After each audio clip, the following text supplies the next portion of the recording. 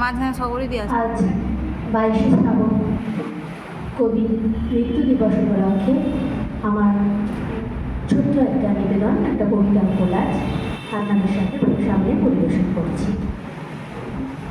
শ্রাবণের এত কান্না বুঝি সব তোমার জন্য, নাকি তোমার ভালোবাসায় স্নাত হয়ে ভয়ে সে নিজেই ধন্য।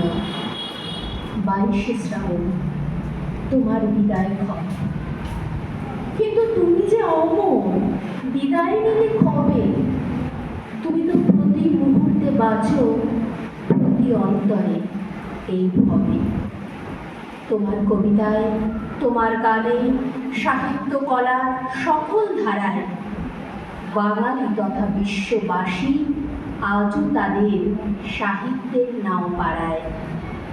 তুমি যে প্রেম, তুমিই পূজা, তোমার সাহিত্য নন্দনে, তোমার সাধনায় আজও প্রতি বহু নবীন প্রাণের বন্দনে। বিশ্ববন্দিত হয়েও তোমাকে আজ অটুট মাটির ঘ্রাণ, তাই তো বিশ্বকবি হয়েও শুধু তারকাতেই নেই তোমার স্থান। সকল হৃদয়ে প্রাণের কবি, প্রাণের ঠাকুর তুমি, তোমার হৃদয়ে বাস করেছে আজন্ম সুজলা সুফলা এই বঙ্গভূমি। তাই তোমার রচনায় সবাই খুঁজে পায় নিজেদের। তোমার গড়া প্রতিটি কুশীলব বলে যায় জীবন গাথা মোদেরই। তোমার চেতনা, মনন, সমাজ দর্শন আজও বড় প্রাসঙ্গিক, তাই তো তুমি জড়িয়ে আছো আজও সবার জীবনে প্রাত্যহিক।